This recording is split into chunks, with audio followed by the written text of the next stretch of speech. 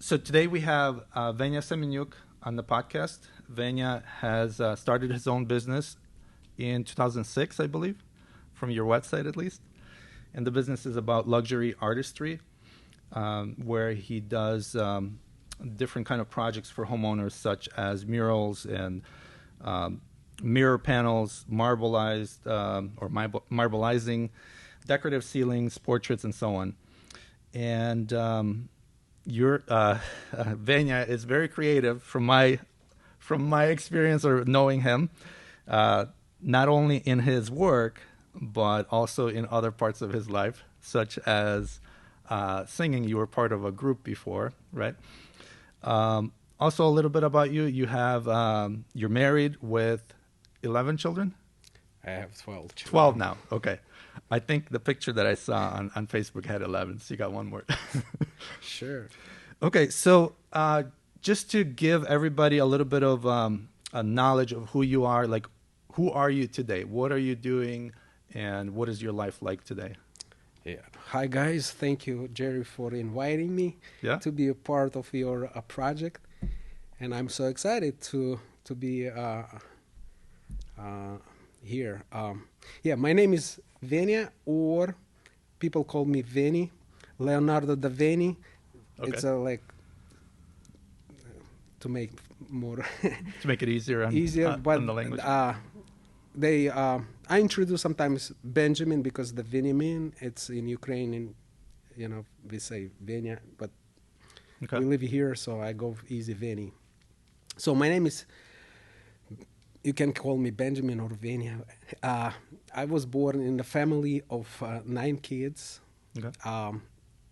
in Kazakhstan, where my parents lived some period of time, and we moved back to Ukraine because originally my parents from Ukraine, from Western Ukraine, not far from Lutsk. We lived there, and I was spending all my school life, high school, and being living in Ukraine.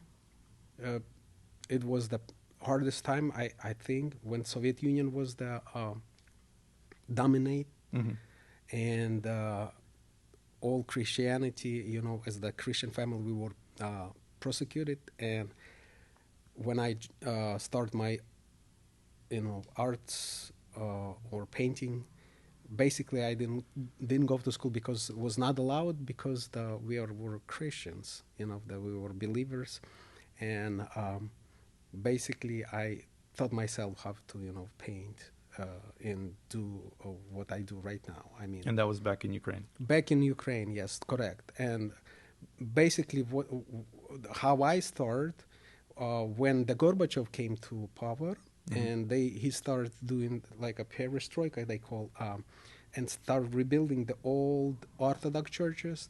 And I was helping I was not like 16 years old. I was working with the people, and I was seeing how it was done.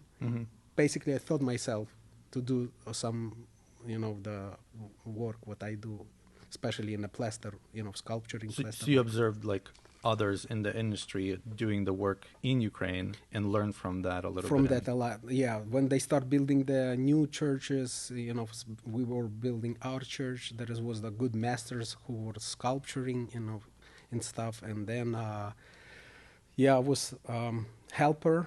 I was but it helped me a lot because I, started, learning myself, learning the new skills and stuff. Okay. And how old were you when you moved to U.S.? Yeah, when I moved to U.S., I was 18 years old. Okay, so you didn't go to school here. You went to school. No, I didn't go. Probably I did a mistake, didn't go, because my brother, cousin, is the same age, he went to high school, and so he basically repeat. And I was thinking, why I should go again if I... Actually, I didn't like going to school because in Soviet Union era, I was beaten in school because of being the Christian. I was mocked. I was it was hard for the kid to go to that school. But they use me, my talent, they use in school to do their projects, you know. Like other kids? Or No, to even paint, no, to paint something for school. Oh, okay. To paint Okay. something, you know, something. They knew I have a talent. They knew I have skills. They used me, take me from the classes, Mm-hmm. take me to the cabinet, and then I was painting. Actually, it was not bad, you know, for me, not being in a class. So you skipped, like they made you skip school. Like They you didn't made me even skip school. That's correct. Yeah, Yeah, that's you didn't even correct. skip on your Yeah, own, but that's yeah, but yeah, okay, yeah. interesting. So Yeah. so you moved, like your family moved to U.S. And at that time, did you move directly to Rochester, or did you move some other city? Actually, yeah. When we came to United States, we came to New Jersey, Mm-hmm. New Windsor. That was the Catholic camp for the immigrants. Okay. Because of the big family, we had no sponsor. You know, Okay. it was hard to find a sponsor. And my my father's friend from Rochester, which is, you know, Livchuk, Sergey, Okay. he sponsored us. We lived in his house. Yeah, because he was the best dad's friend, you know, from back then. From, you know, Did they live in a similar city in Ukraine? no, he Or not similar. or close by? They used to live in Kazakhstan where I Oh, was okay. born. They've been there. Serge said he like Livchuk? Yeah, Sergei Also? Levchuk.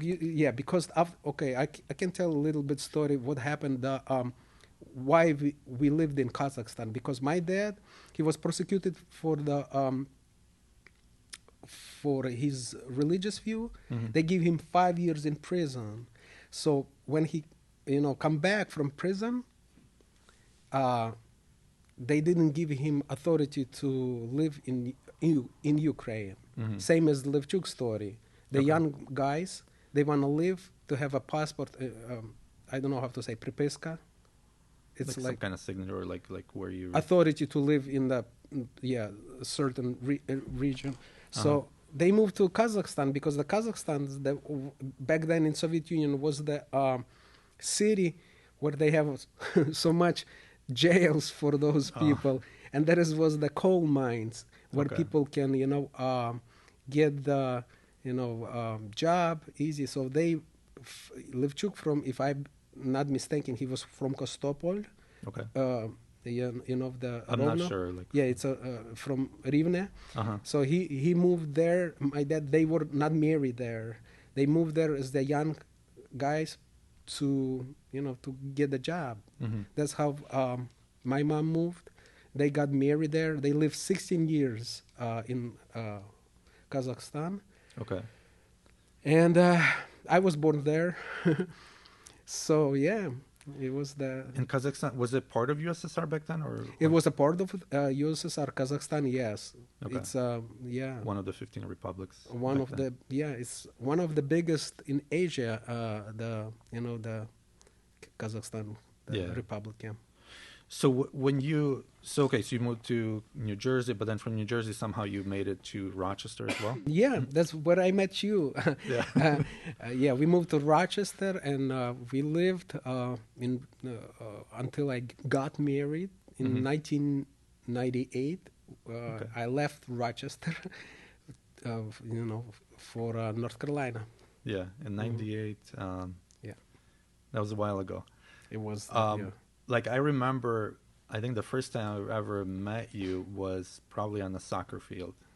Probably. Yeah, You- I still play soccer. You used to play. Okay, you still play. I still, yeah, I still play soccer. Yeah, soccer here is so good. I mean, keep me fit a little bit. Yeah, So yeah, it's nice. Yeah. yeah. Yeah. Were you just playing soccer like casually, or were you trying to become like professional at it, or what was it like? Well,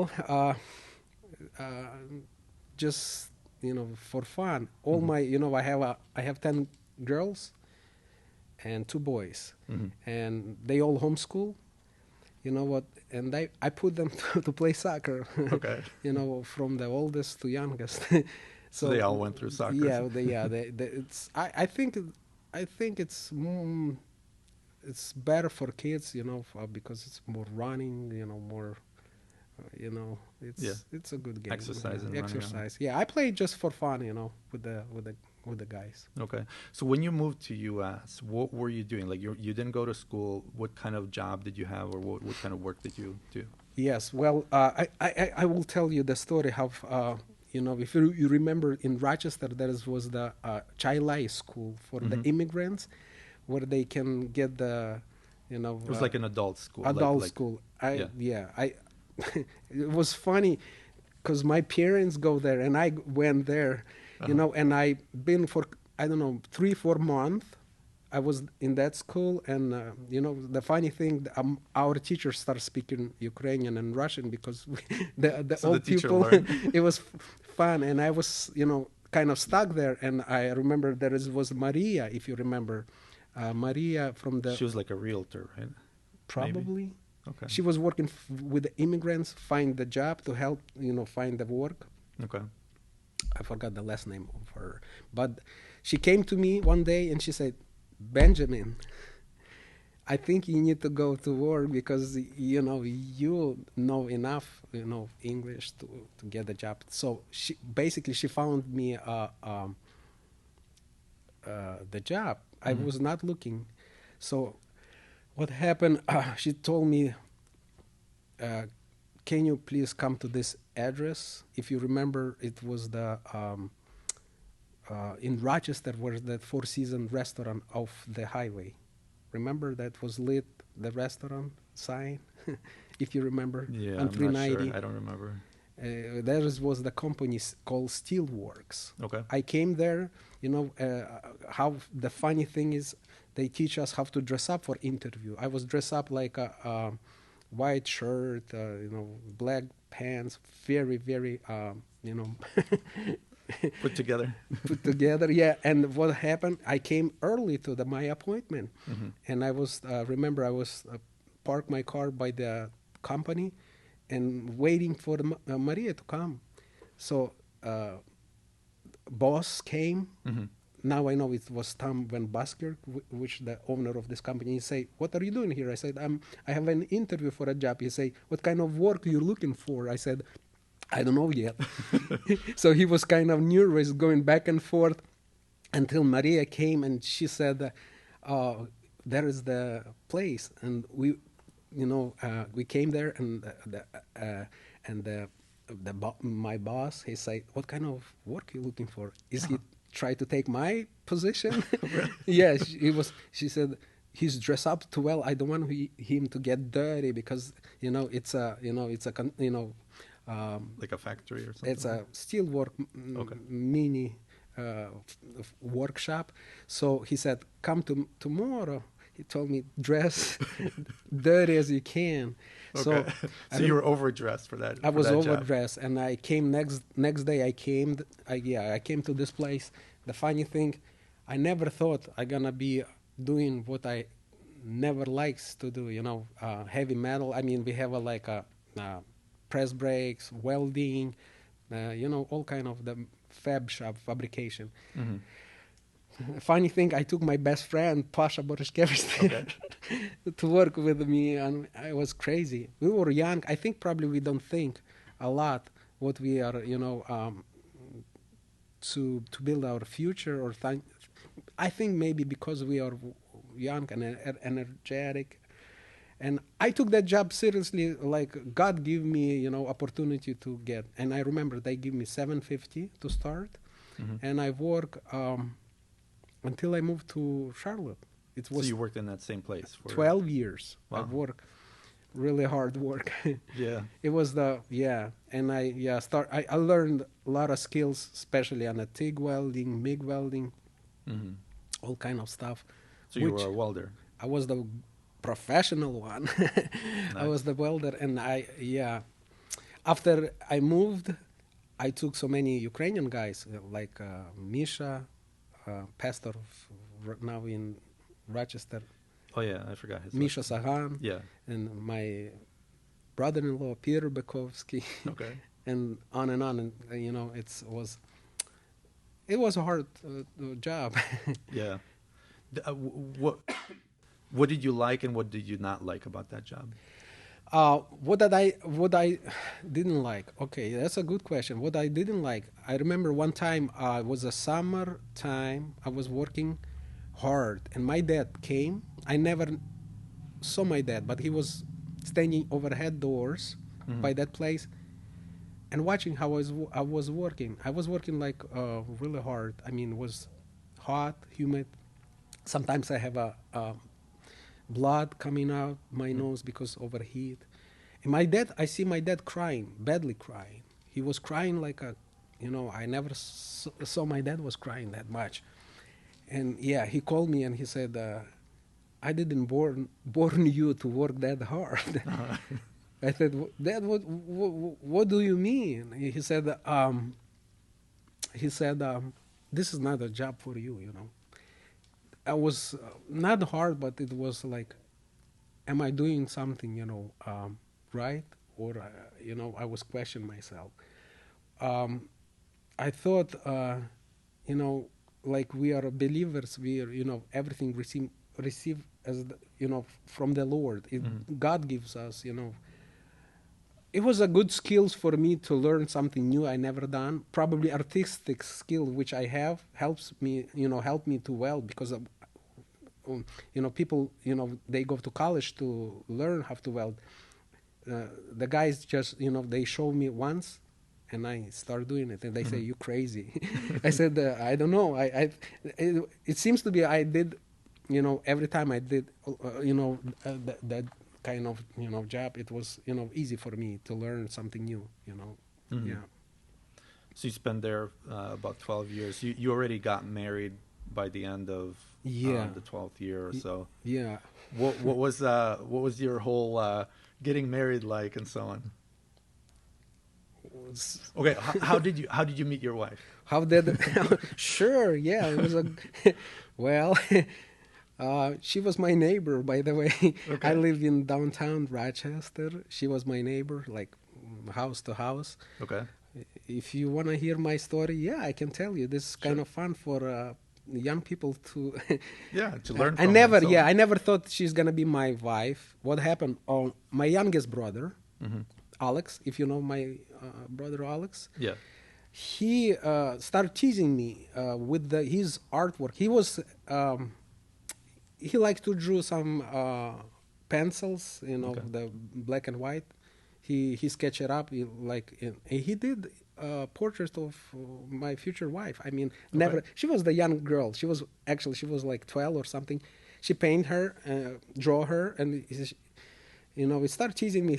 He said, "What kind of artist you are?" I can do better.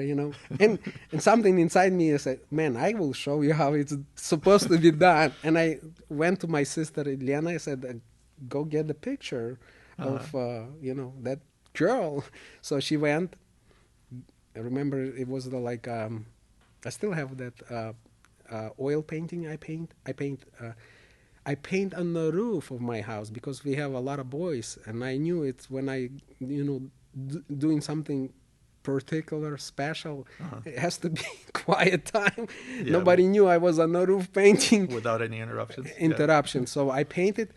While I paint, I look at her eyes and stuff. I said, "Man, she's kind of beautiful." On the picture or Not on a like you picture, saw? on a Okay. picture. And I thought, my, she's not bad. So basically, she was young. But what happened? I started, thinking about that girl is nice. So my parents moved to California, and I said, "Dad, I'm not going." He Later he find out why I Why? didn't go because I was waiting. I was living in my sister's house. Hmm. If you know, my oldest sister house still living in Rochester. Lilia Bekovsky, I don't know her Peter well. Bekovsky, Lilia Bekovsky. Okay. Yeah, so I was uh, waiting until she graduate high school, Hmm. finish high school. Yeah, it was, kind of a long time for me, but Uh-huh. yeah, I married. Yeah. So you got married Hmm. and then did you move right away or did you like still lived in Rochester and then moved later on? Well, My oldest daughter Melody was born there, and she was the one who was born In Rochester. in Rochester. Actually, you know what? I'll give you one more story. That my wife's parents, they always wants to move to North Carolina Mm-hmm. to live there, and it was common in our community talking about Carolina back then. I don't know why, because people start moving. Some families move there, and what happened one time, the my wife's parents, they packed the boxes to move to Carolina. Okay. So I said, God, no, they're not gonna go. I was praying. I remember I was praying hard.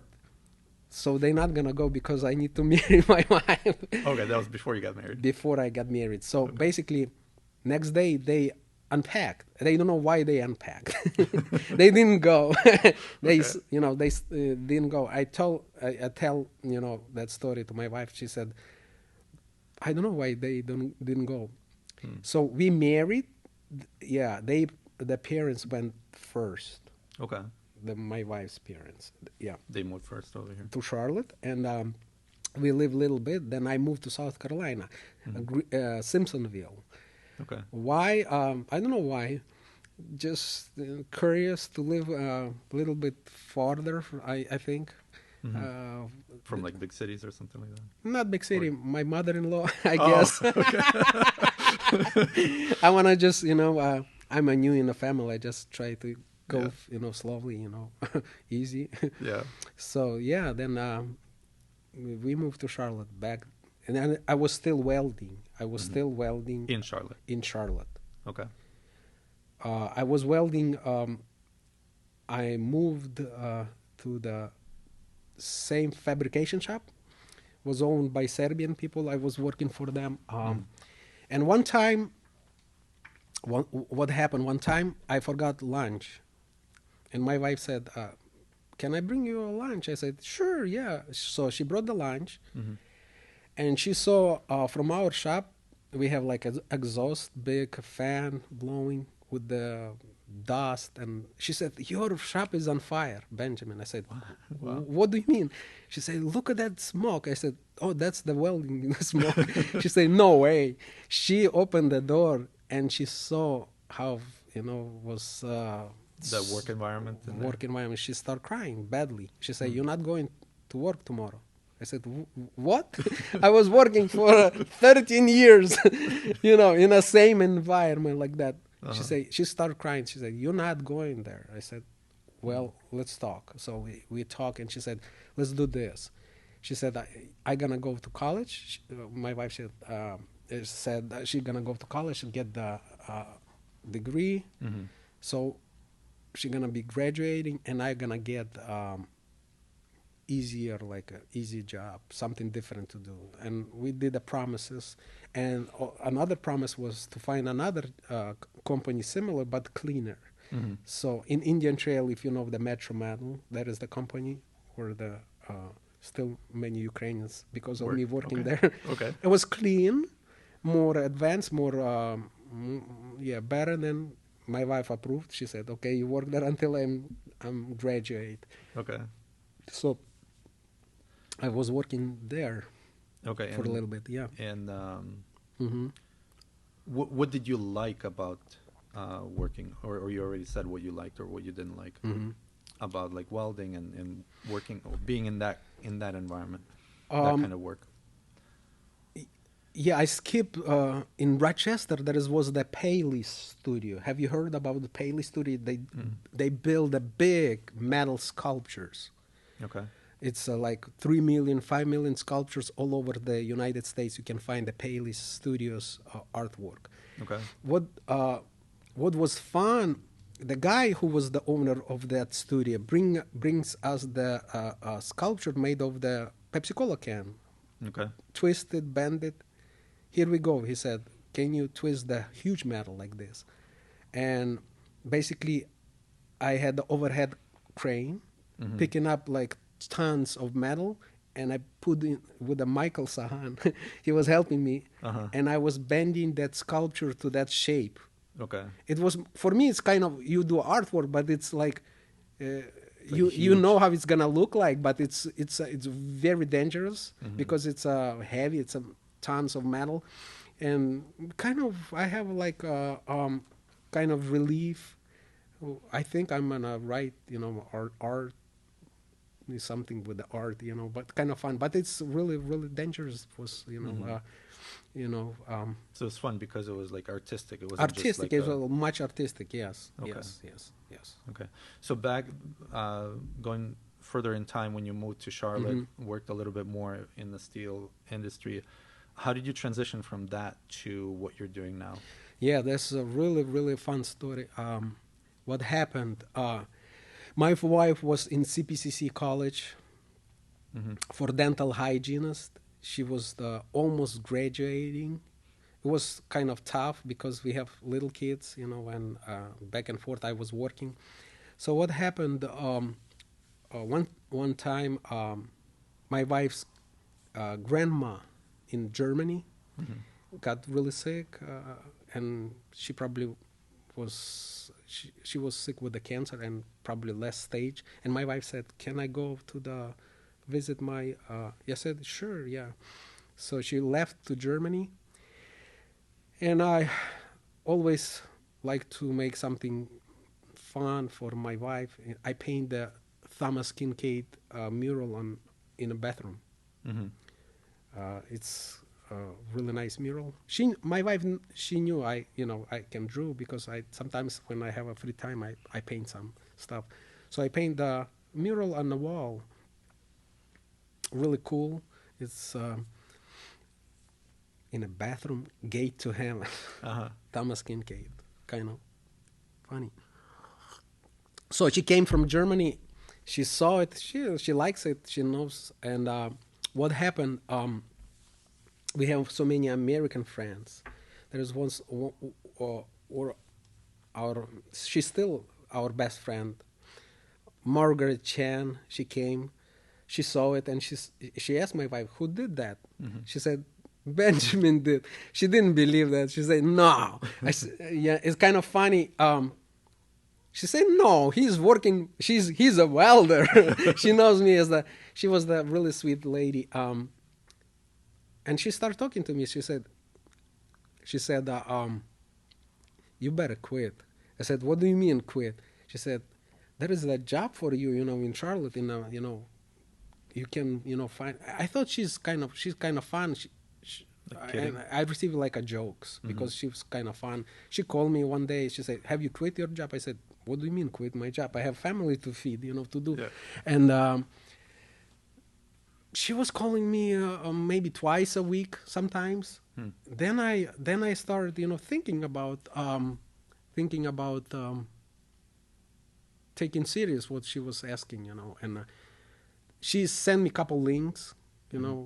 I never heard I knew there is the big homes mansions, but in Rochester I never see the homes like we have here, Yeah. like huge, you know so I started, yeah. Then something clicked inside me. I can do better. But I saw it, what people doing. Kind I of, w- kind of, kind of. like the competitive spirit that you had versus your brother when you were drawing What that. happened back then it was 2001, 3. There was called the Homorama Mhm. of Charlotte. Home show. Yeah, home show.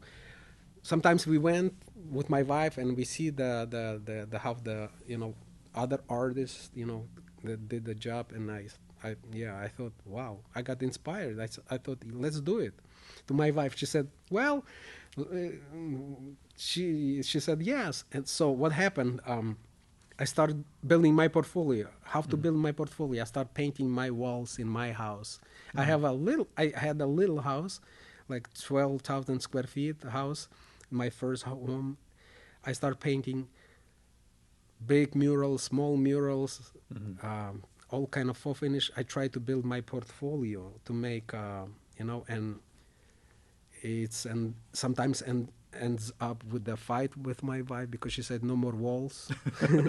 You ran out of walls. I mean, I paint bathrooms, any kids' rooms. What funny things was so many styles in one house.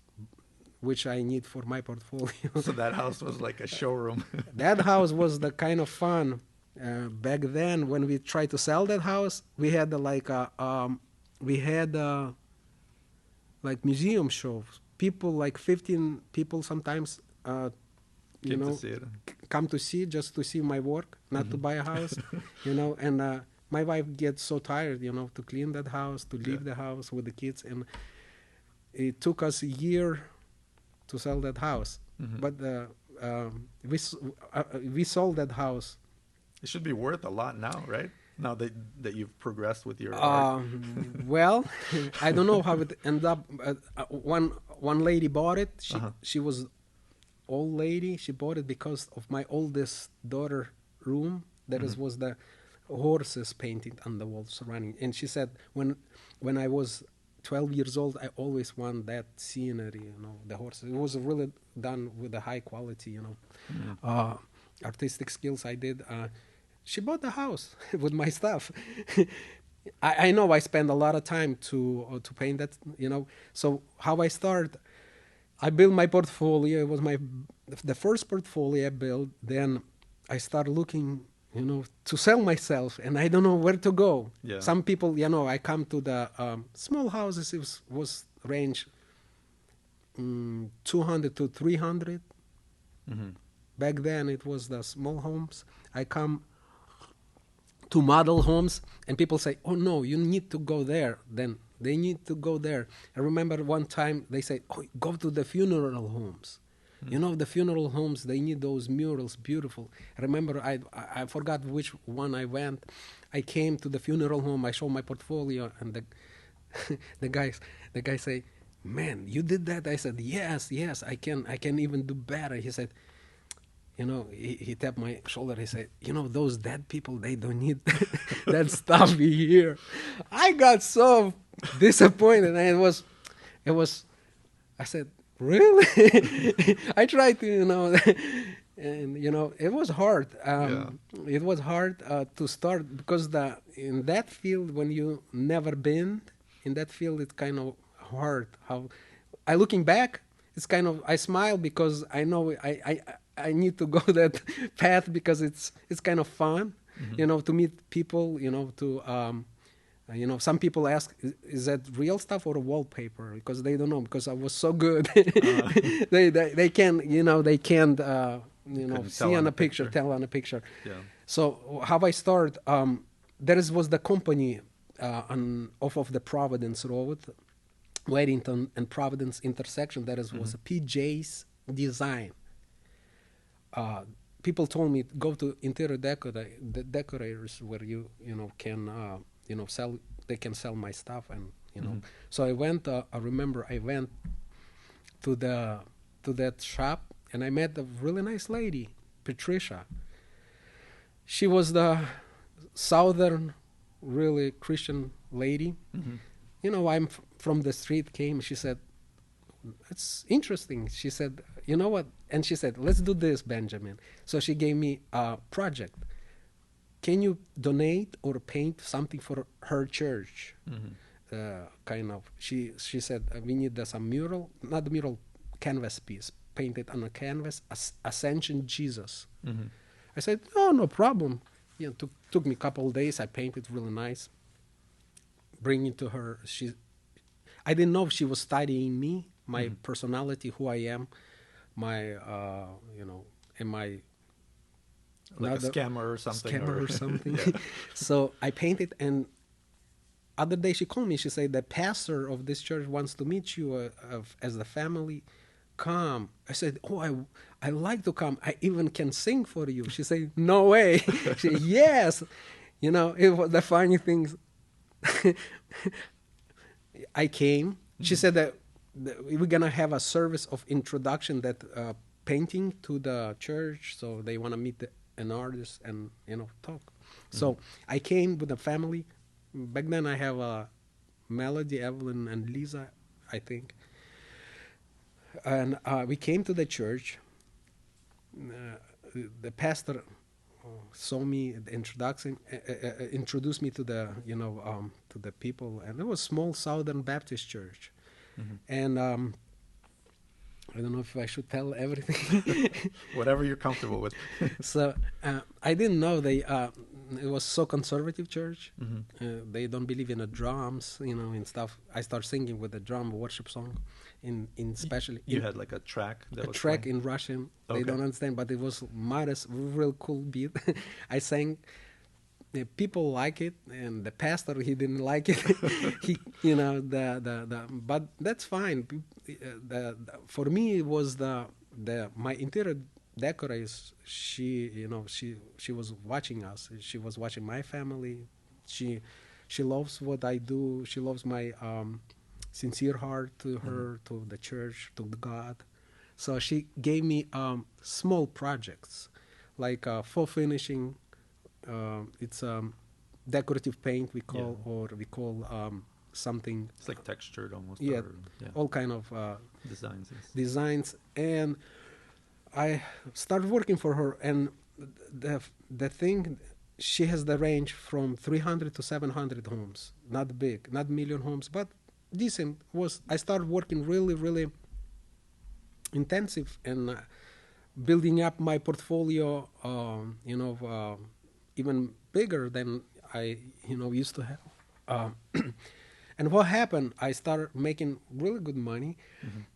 Back then, to money, I don't know how to quote. I don't know how to make right prices.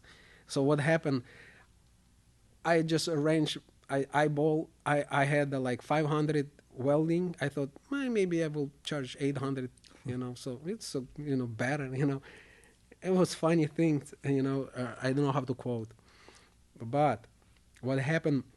My wife, she graduated and she started, having, the job to be a dental hygienist. Mm-hmm. But when I started working with my, I started making good money and good profit. And I told her, you until now, she, not working full time. She's just has a part time. I started, doing what, I'm doing right now, So that what you're doing now gave the opportunity for your wife to be at home with children and so on.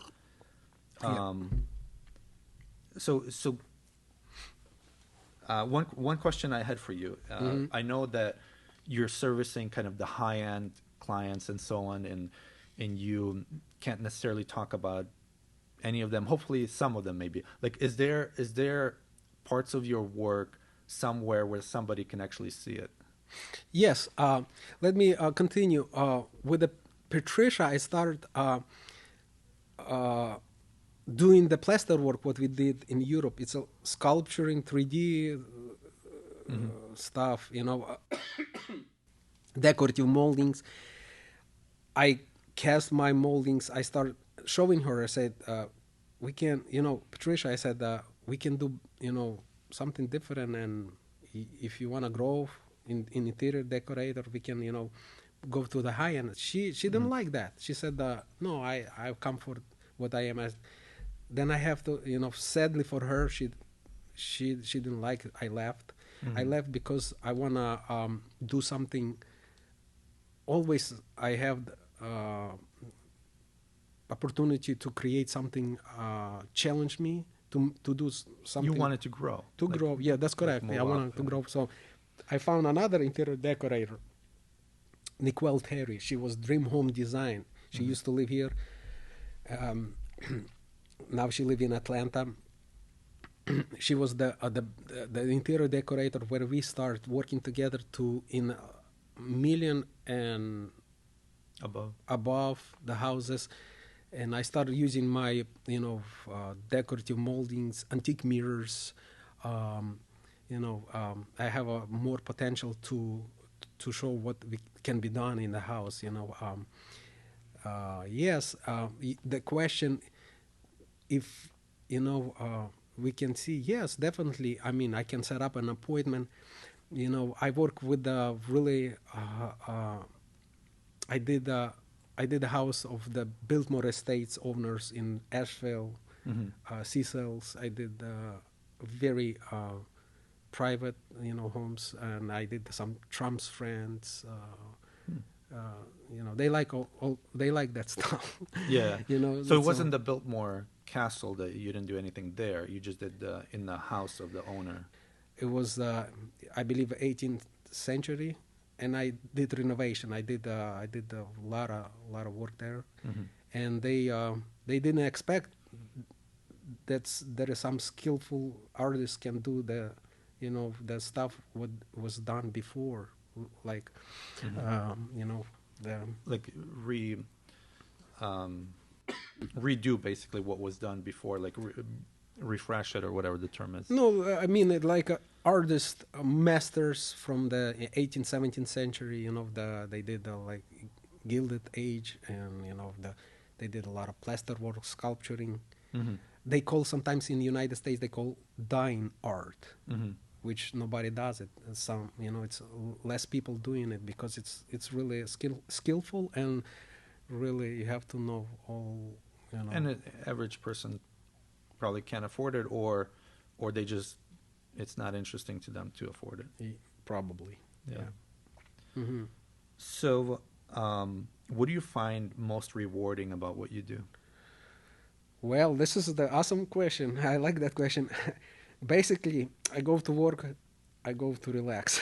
Yeah. This is something, something you enjoy all your life. You want to do something you satisfying, and you are just using your gift as the pleasure of living. I mean, I'm just relaxing, doing what I'm doing.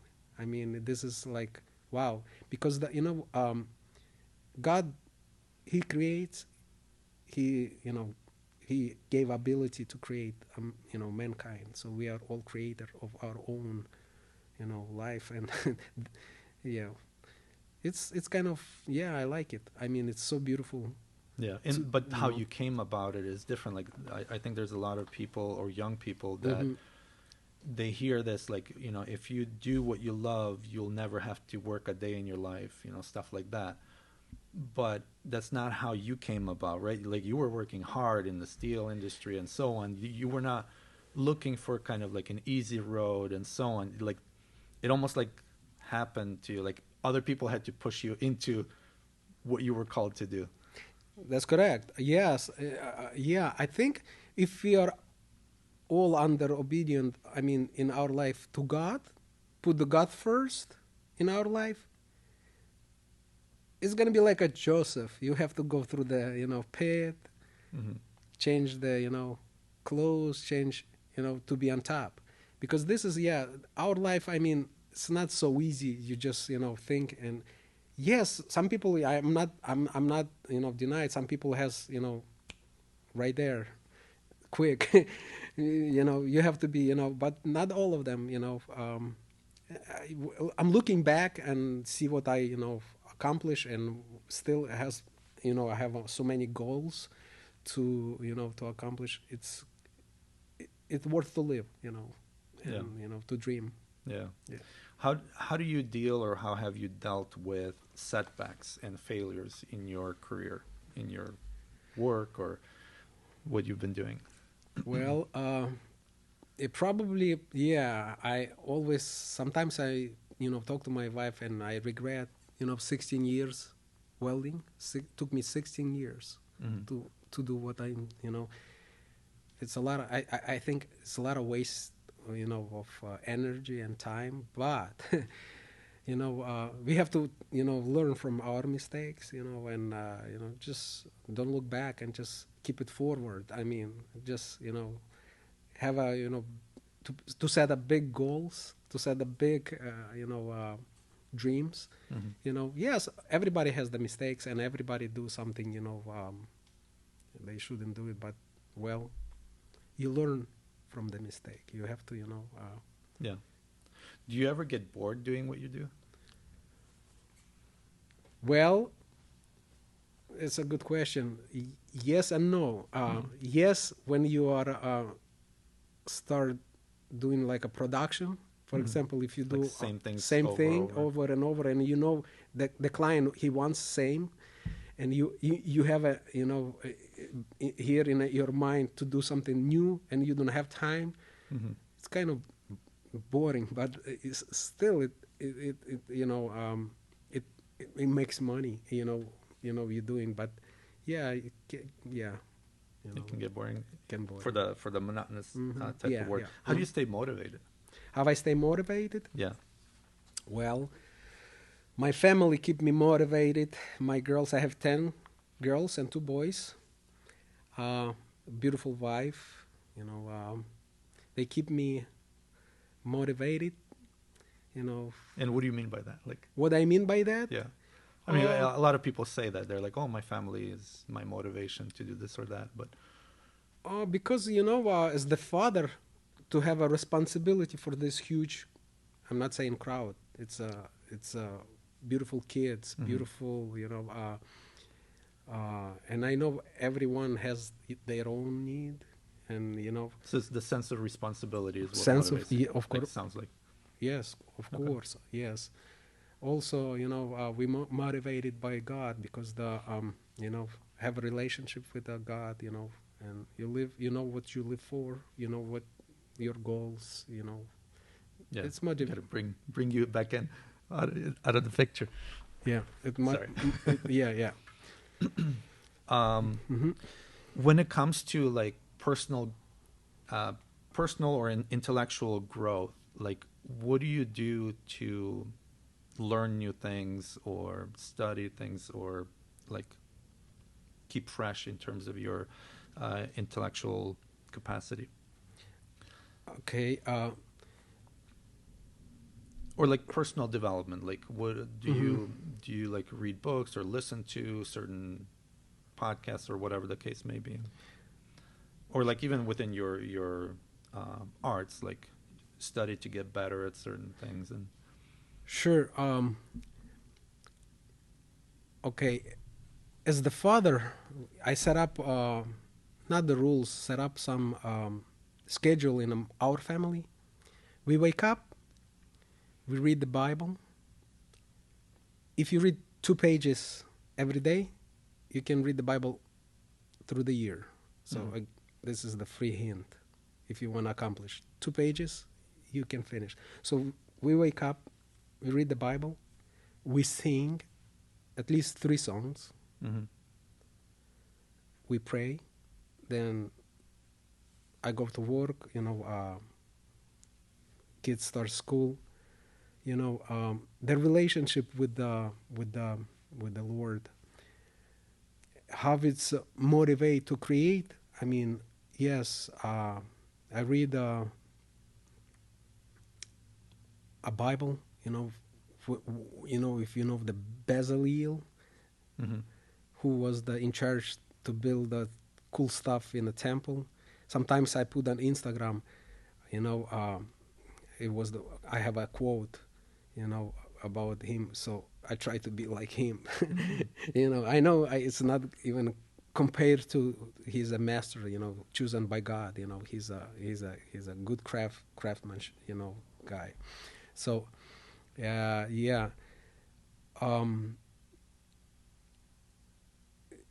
Personal relationship with the Lord, it keeps you think how God created the stuff, how he was an ability he gives to the man, to us, to create, to grow.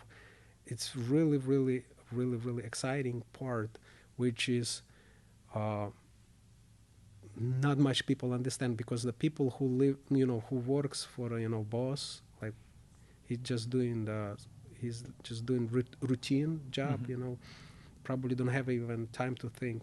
In my job, when I create, I have a lot of time to think about, to listen, to learn while I'm working with the hands, so it's cool.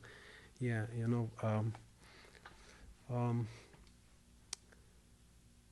what else?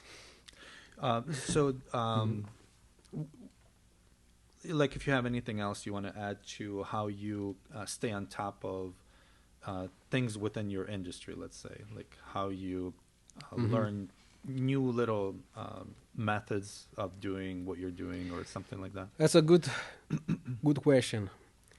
Sometimes I go to the appointment, really nice house, even people know terminology in art. I don't know because I never been in an art school. I never been in art fields. I've been in a museum. I remember in 2010 I went to the Moscow Gallery, Tretьяков Gallery, to see how those paintings were done, which helps me, to inspire me, And I remember I've been in one particular home and they tell me to do this. They ask me, "Can you do that?" I never done it before. I said, "Yes, I can." Sometimes I come to my, to my wife and say, "This needs to be done. I never done it." She said, "You can figure it out."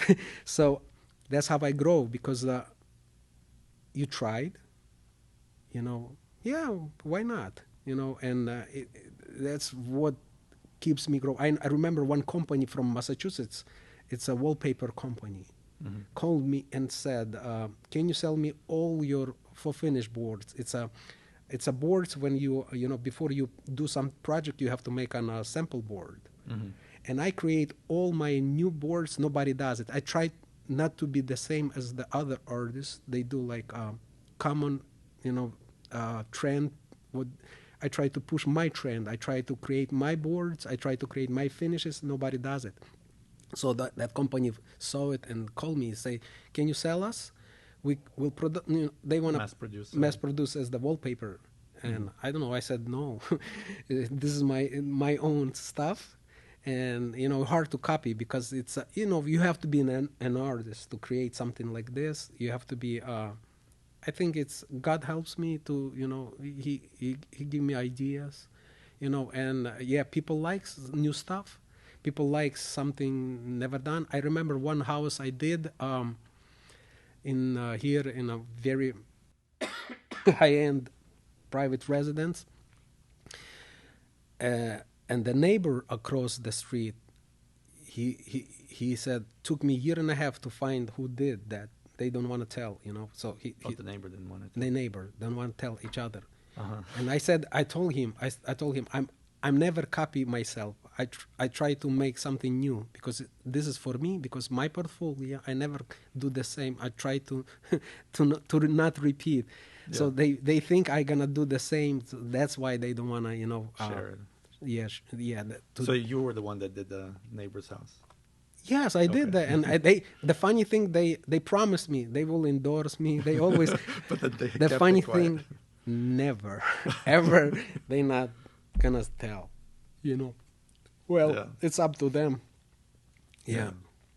Interesting. Yeah. What role does your family play in your life? Oh, that's a big role, because I think the family is the first. I mean, and they the family, I think it's most important. It's lacking in United States, because with those the new let's say with new agenda, the family lost as the family, and the fatherhood lost as the fatherhood, and motherhood lost as the motherhood, and family, it's that's how God created, he created the family, and I'm glad I have a big family. Sometimes people say, "You serious? You have one wife?" And I have a beautiful wife, and she's so adorable with those kids. I try to help with the homeschool, because we homeschool. I try to help with the sports. I try to help with the singing as much as I can. I think the family plays a big role, because sometimes I see me in them, in my kids, it's it's a lot of good stuff. We have a lot of good memories, we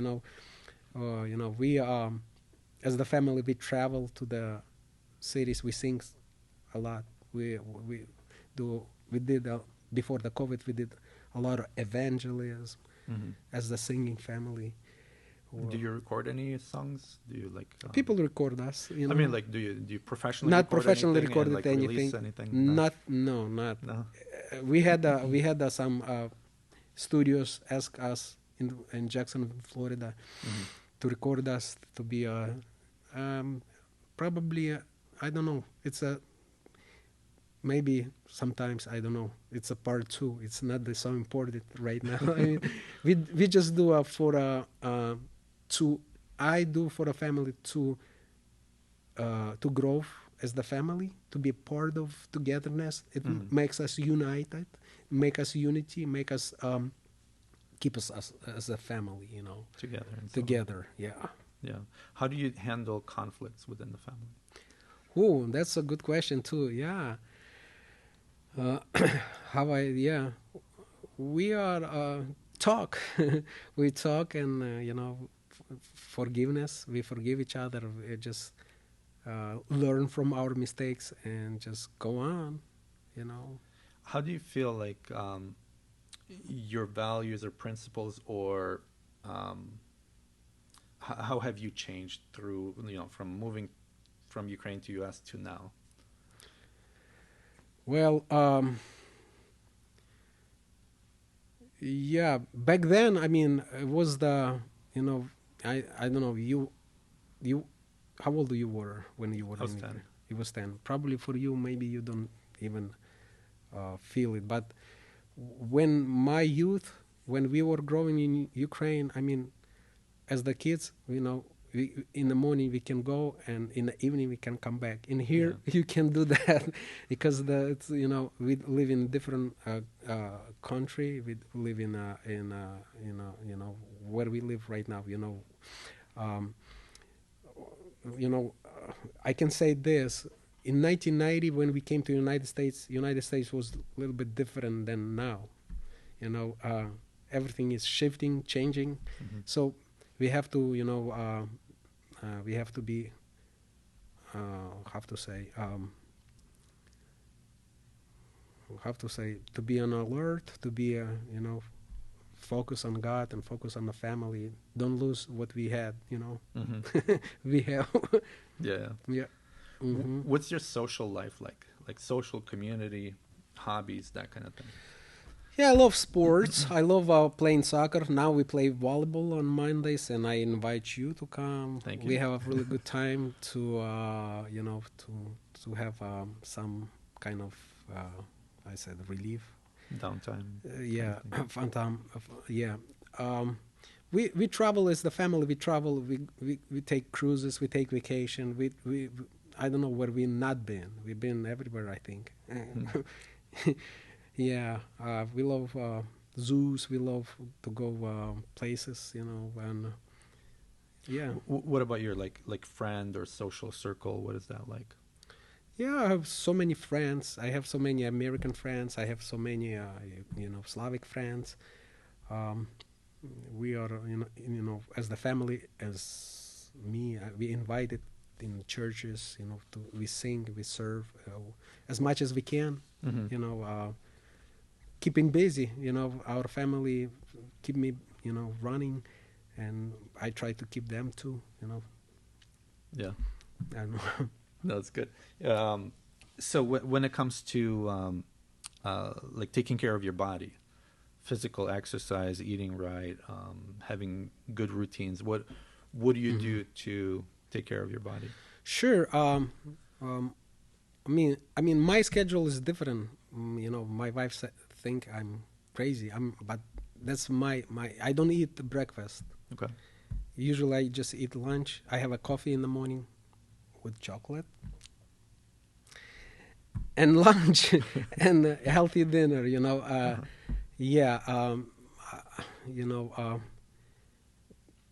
Yeah. You can. If you don't look your body, you can get fat very fast here.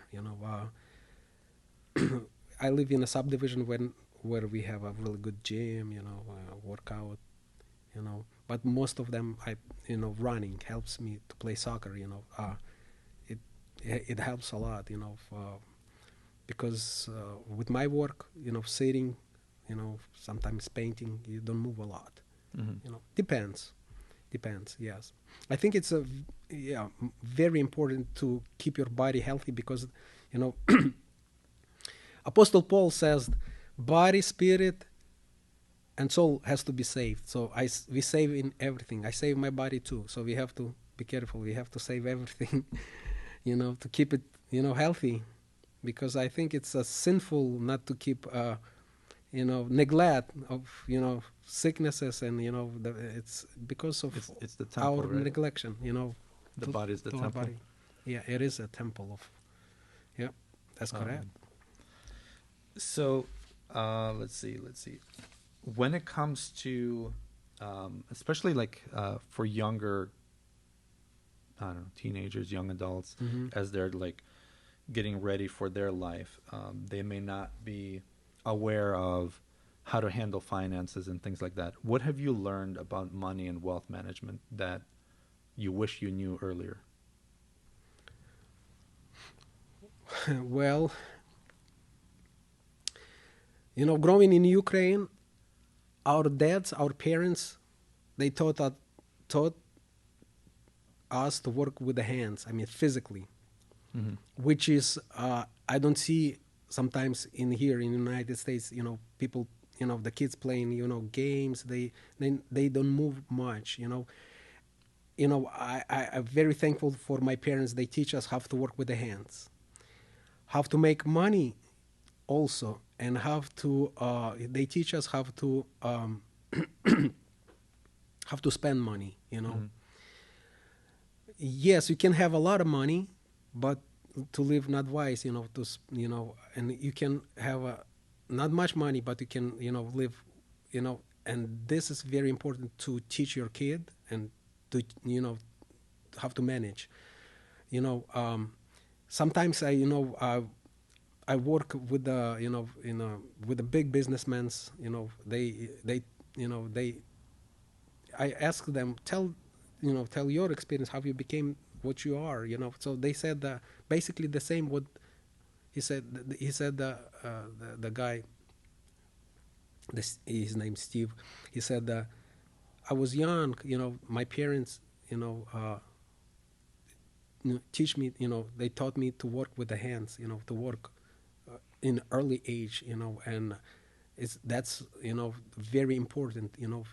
When we teach our kids, not to be ashamed to use your physical, strength, something, Like the trades, it seems like working in the trades or just working with power tools or regular tools, like it seems to be a lacking thing these days. Anything, even, to take your trash out, that's a job. And sometimes, it's,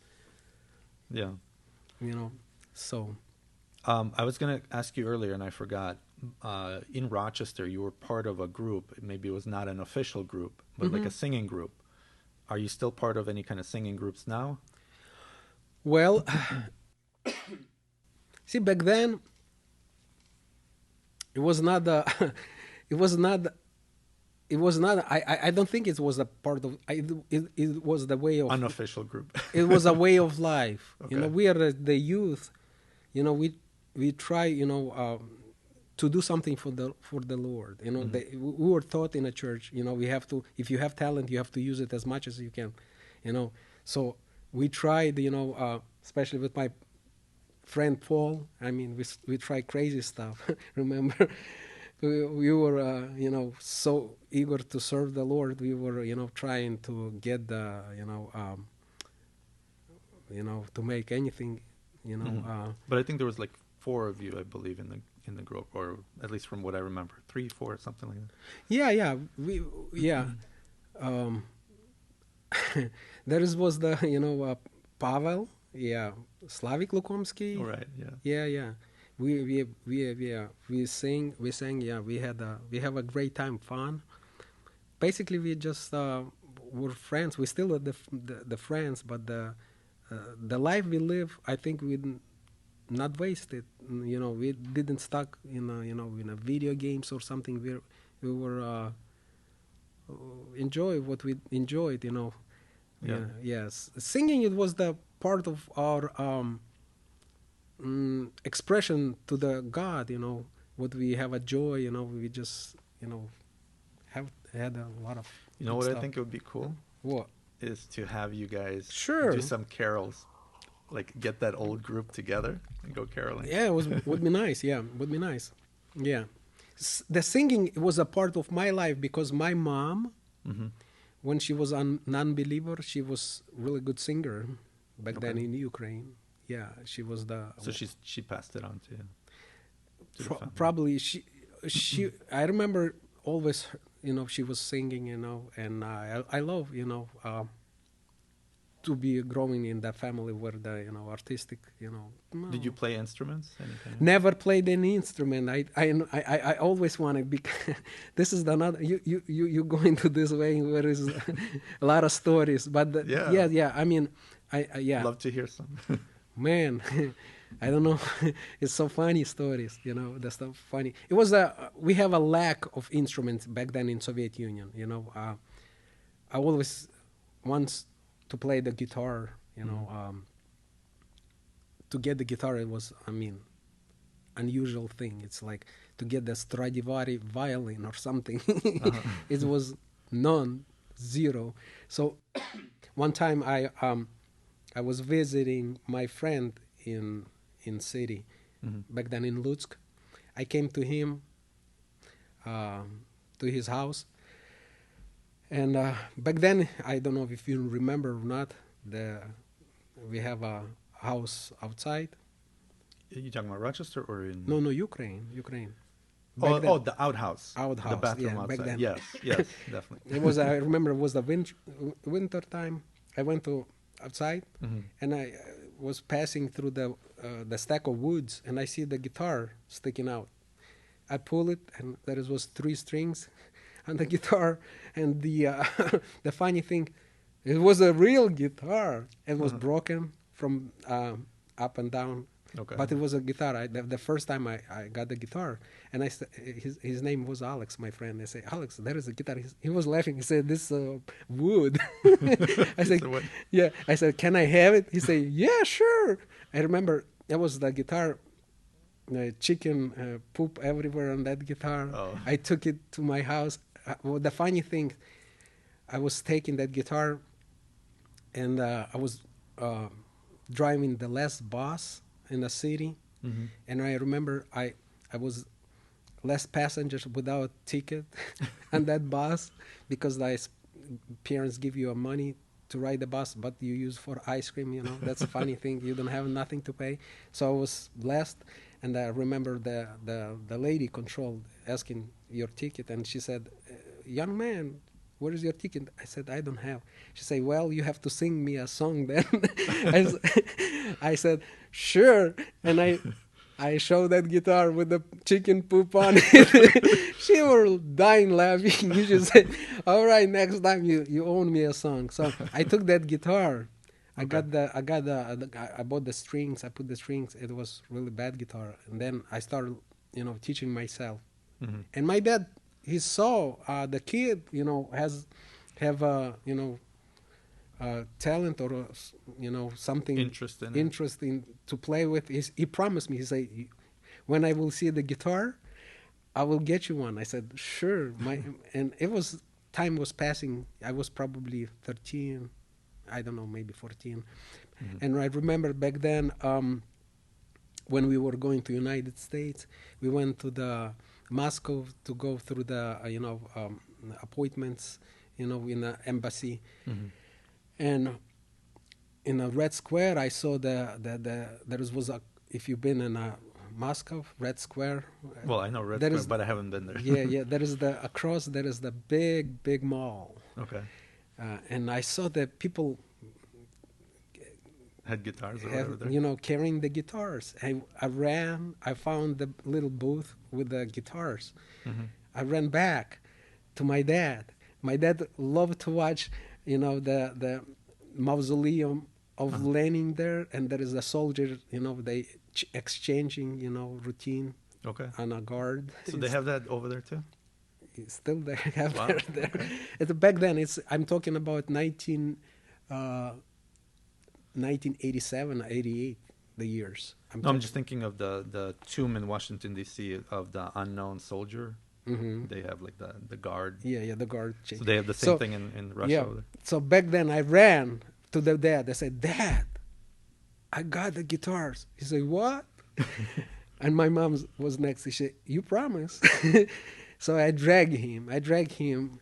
He was so slow. I dragged him. I said, "Dad, faster, come." So he came. We came to the booth. Boom, sold gone? out. Oh no. I was crying. I said, "Dad, you're so slow," And I was going back. Remember, we were walking out the little booth, and the little lady, old lady, she was taking the guitar back to the register to return it. I asked, "Why you return it?" She said, "That's a 7-string guitar. My son plays 6-string." And I said, "You can take the 1 string out and play." She said, "Really?" Then I thought, man, why I said that? And I told her, "But this guitar never be changed." She said, she said, "Get out of here." She went to the register, take the guitar back, and I got the guitar. Oh, you did get it. I got the guitar. My dad bought it. I forgot how many rubles was there. This was not expensive. So it was 7-string guitar. I took one string out, and remember, we were riding home on a train. I was singing. I knew back then. I knew the couple songs. I remember a lot of people were listening. I was playing, singing, and remember we came back home to Ukraine. And the back of that guitar, I painted a really nice, not a mural, some scenery with the oils on the back of the guitar. I painted. It was so beautiful.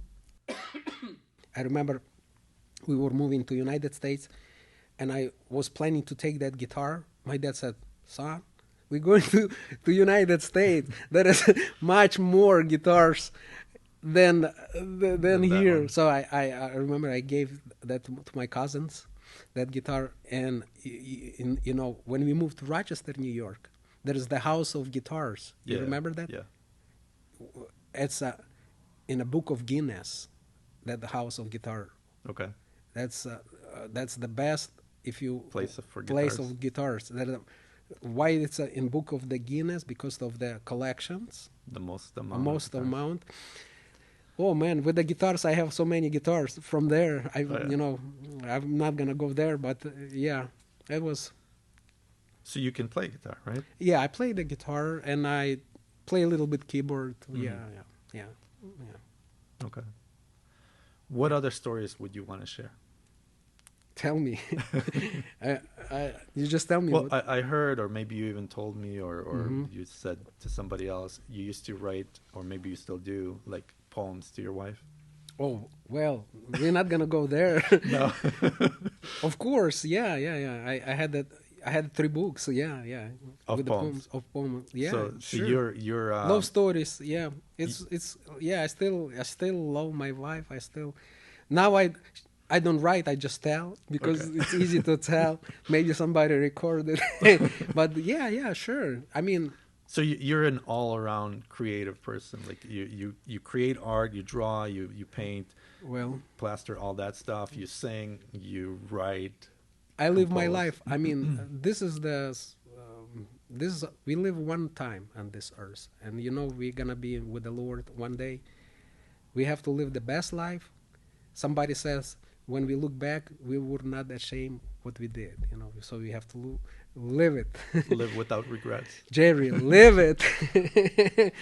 Yeah. And yes, because God created us. He created mankind to be, happy, worship Him, live it. So today, a lot of I don't know. By this time, I've seen a lot of families, even in Slavic circles, kind of fall apart. What do you think, or what would you say people should do to stay together? This is the hardest probably question you gave me, because there is so much, can be so much reasons why family falls apart. We can't say this is the reason, but so much details, the most, the falling from the, apart, it's, when we fell from the Lord, relationship with God, we're losing we don't hear his voice, we don't hear what he's saying, then, that starts from there, our relationship. Yeah. I mean, that makes sense. Like if that relationship is not working well, then other ones probably won't work out as well. But you know what? There is even we call hidden family. They live really good life because they don't break the rules. There are some certain rules you break it. If you don't break the rules, you can be a happy family. So I'm gonna stop there because it's so many details, we can talk about. Yeah. So for younger people coming out of high school, coming out of college or before college, what would you recommend for them to figure out what they're called for or what they should be doing or that kind of thing? Like what kind of advice or what kind of direction would you give them? That's a good question. I have a family, big family, and we decide with my wife not pressure our kids to do something what parents wants to do. We just help everyone to develop and to see what they have as their talent, or they have hobbies, or I'm talking about in a good way. To help them to develop in that way, to grow, what I can say to the young generation, don't give up, you can, and the first time maybe it's not gonna go smooth because, but don't lose motivation, to do something, you just start, you can start different, you can start try something different, just don't how to say, don't blame other people, or you just focus what you want to do and you try it,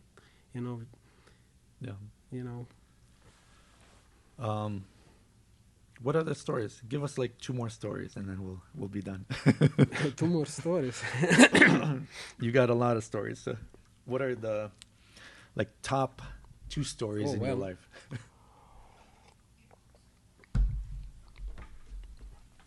Well, I have so many stories. When I sometimes tell my childhood to my kids, they on and on come to me and say, "Can you repeat?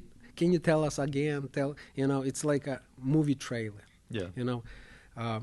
For example, moving from the Kazakhstan to Ukraine in a cargo train. My dad, take me. I was 80 years old back then.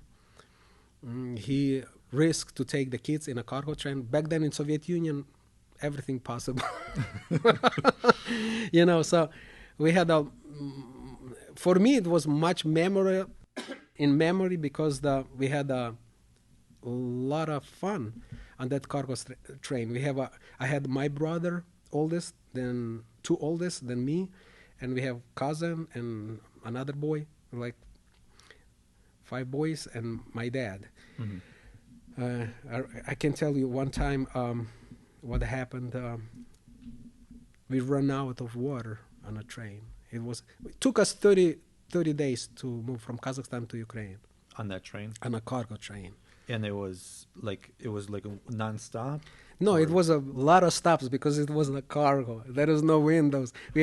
Sometimes we stopped for 3 to 4 days and one stop, and it was a fun, And one time, I remember we run out of water. Usually my dad goes on some station, go by, brings, but somewhere in, I don't know, it was in Russia probably. Yeah, it was in Russia. We were out of water. We stop on a red line. Mm-hmm.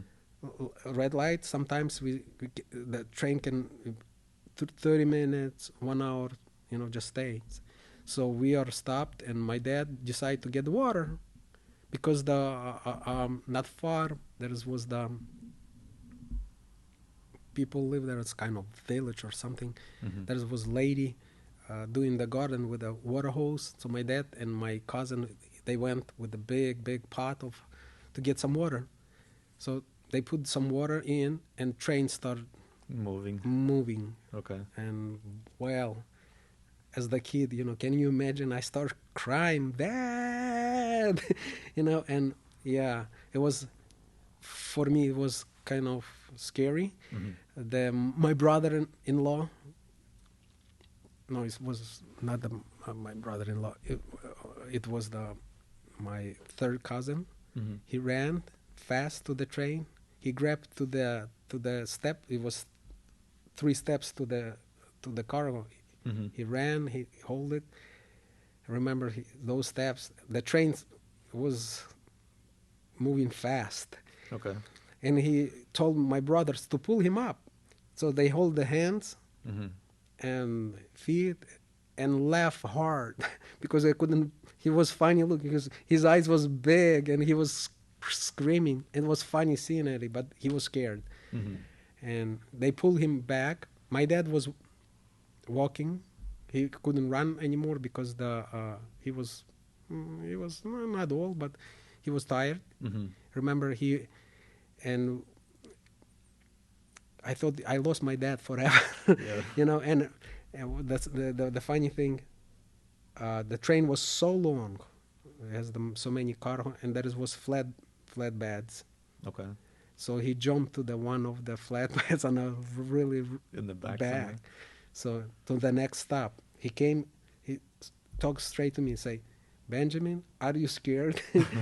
So that's one story. Another story. Before going to that one, so with this one, it was just like the boys. What about your mom and? Yeah, my mom and with my sisters, they flew on a flight. On a flight. Oh. I supposed to fly too, but I asked Dad, take me. It's something. An adventure. An adventure. It's kind of fun for the boys. It was camping basically. Yeah. It was summertime. It was a lot of fun. A lot of fun. We have so much story with that trip, but yeah, it was something I will remember and tell my kids. Yeah. Yeah. Yeah. Go ahead. Go to the second one. To the second one. Okay. Well, I can tell you one story with my art in a Ukrainian school. Mm-hmm. I remember, as I told you before, I was they know I'm a believer, a Christian, living in that era of Mm-hmm. Soviet Union, where the persecution were really, for the Christians. What I mean, because my teachers tell me, when I will graduate high school, there was no college for you because I'm a believer. So I knew what I'm gonna face with that regime. But they knew I have the talent to draw. So one time a teacher came to me and said, "Can you paint something for a class?" Not a class. They have a religion class for us believers kids. They took us to the special class. Mm-hmm. So they teach us about Darwin, no God, trying to brainwash us because we are we don't want to, we want to stay strong. We want to say, hey,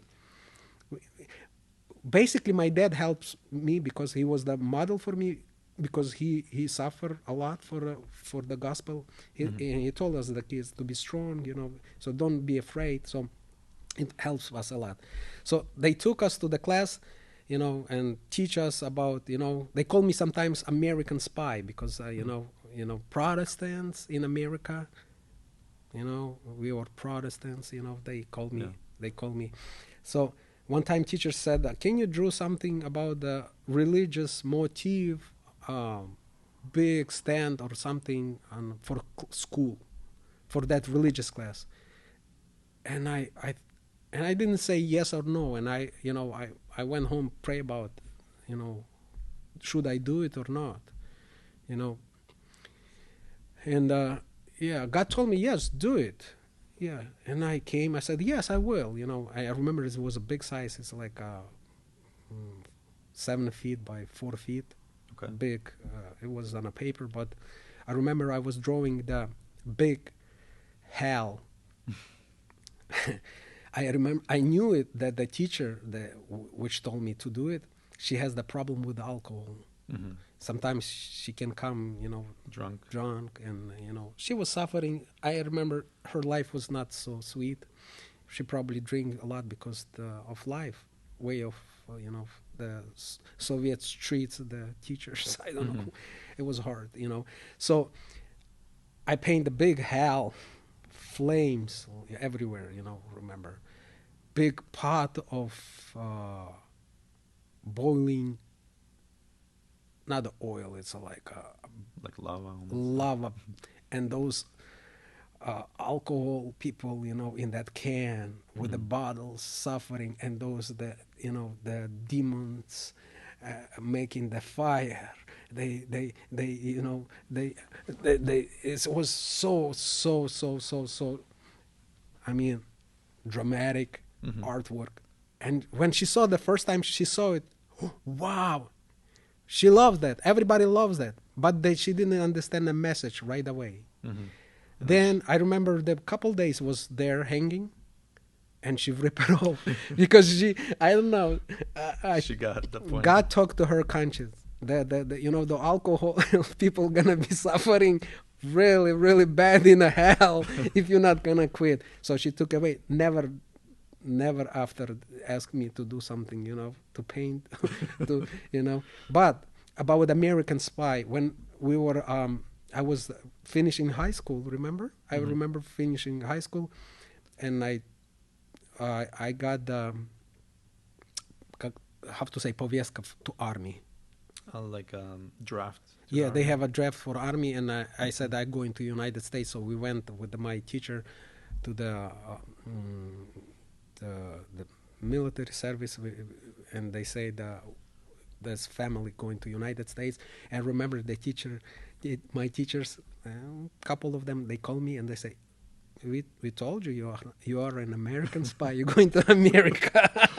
We were right. But back then it was melting. I mean, people were kind of jealous of those people who was fleeing, fleeing to the United States, Yeah. And now we know what's going on in Ukraine, so it's hard. It's pretty sad. Yeah. Yeah. Actually, I wouldn't mind asking you about the Ukraine, but before that, when you were moving from Ukraine to U.S., did you go through like Austria and Italy, or what was your path like? I wish. I always, heard a lot of good stories about it's going. If go back, we're supposed to go through those countries. But what happened?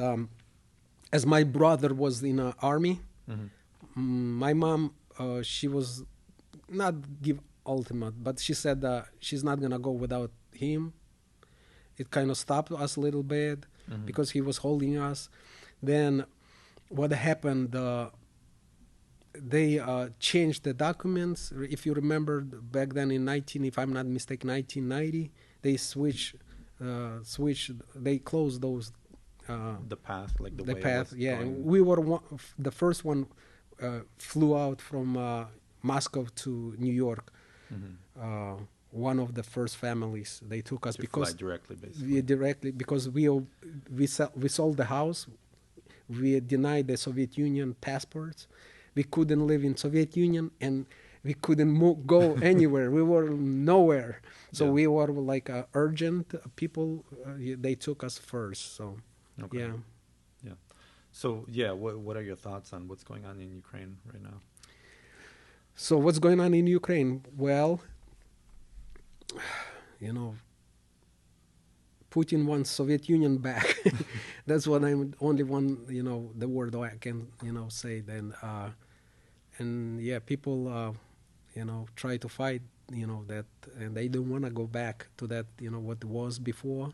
And they basically in Ukraine right now, what I see, even those people who believed in,